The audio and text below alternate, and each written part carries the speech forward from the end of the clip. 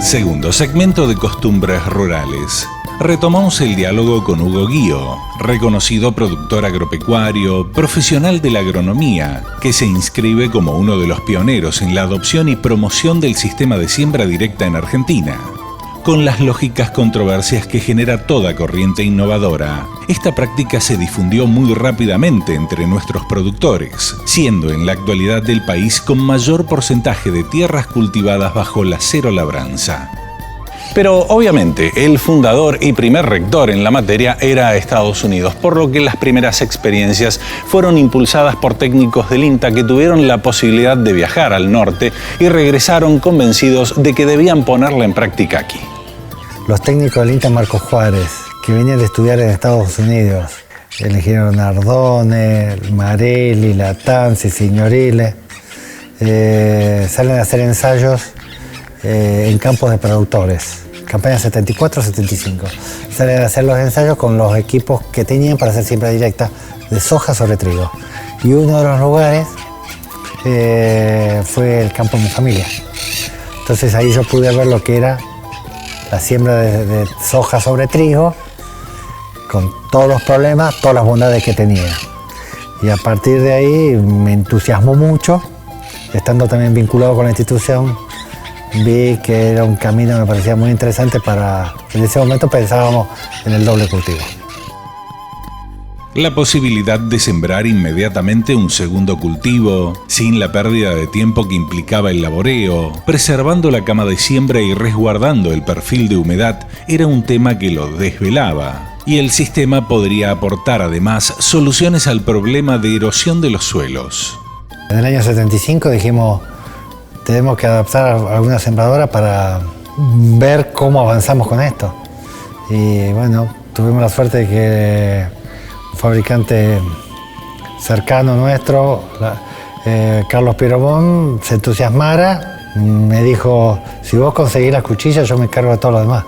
Me puso el desafío y yo le conseguí las cuchillas y él ya nos armó un equipo en el año 75. La cultura del arado era tan fuerte por aquel entonces que la siembra directa fue resistida durante muchos años. Incluso un industrial como Carlos Pierobón debió desarrollar el primer modelo de sembradora a escondidas de su padre, quien no concebía una agricultura sin remover la tierra. Los ensayos iniciales fueron de soja de segunda sobre el trigo.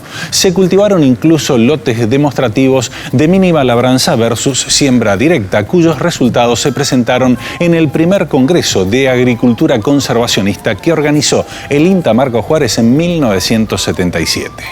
En el Club Argentino Marcos Juárez se hizo el primer encuentro de siembra directa a nivel país. 400 personas participaron de ese encuentro, donde se presentaron todos los trabajos que se estaban haciendo en siembra directa, año 1977, con todos los problemas que traía la siembra directa, porque los controles de maleza con 2,4-D y gramoxone, una aplicación, dos aplicaciones, cuántos días entre una y otra para poder ser efectivo, cuándo aplicar, cuándo no, cómo.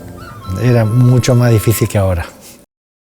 El paso siguiente era solucionar los problemas operativos, maquinaria adecuada y los defensivos específicos. Pese a ello, inició allí un camino sin retorno, al menos para la soja de segunda. Recién en enero de 1980 tuvo la oportunidad de probar el glifosato, aunque económicamente era aún inviable, pero en pocos años fue ajustando su valor y gradualmente su agricultura fue mutando en un 100% hacia la cero labranza.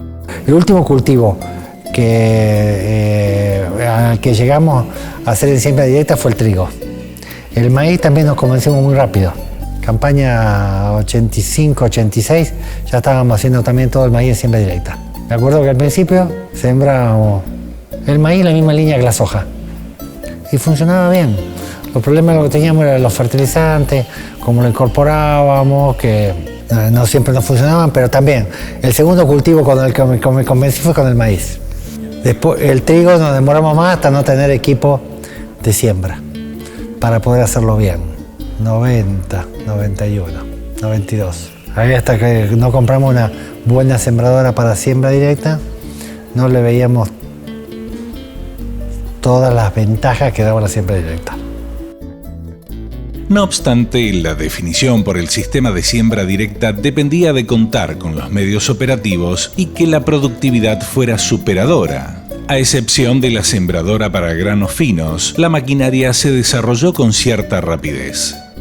El resto de las tecnologías, como los agroquímicos, se ajustaron al presupuesto en unas pocas campañas. Incluso las empresas, como Monsanto, trabajaron a la par de los productores para lograr la difusión del sistema y la unión de sus precursores. En ese momento el ingeniero Eduardo López Mondo trabajó mucho para tratar de integrarnos, ayudarnos a que formemos una asociación.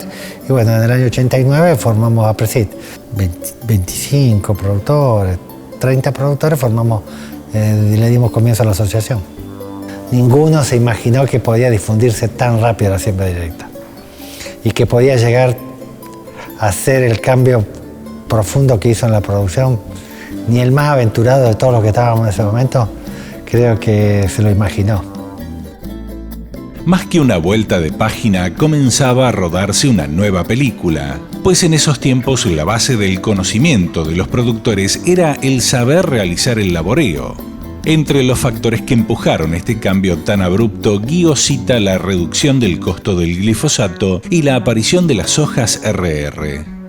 Ese principio que estaba tan fuerte en el productor agropecuario, se destrozara, se aniquilara, era un cambio cultural muy grande y es una prueba más de que el productor agropecuario argentino es receptivo y dócil ante las cosas tan profundas como es el cambio de ese paradigma, ¿no? Y lo tomó y en 15 años se hizo la revolución que yo creo que ni el más aventurado pensaba que podía significar la siembra directa. Tiempo de compartir una nueva pausa en Costumbres Rurales. Al regreso, Guío nos habla acerca de su producción actual y su visión para el futuro de nuestra agricultura.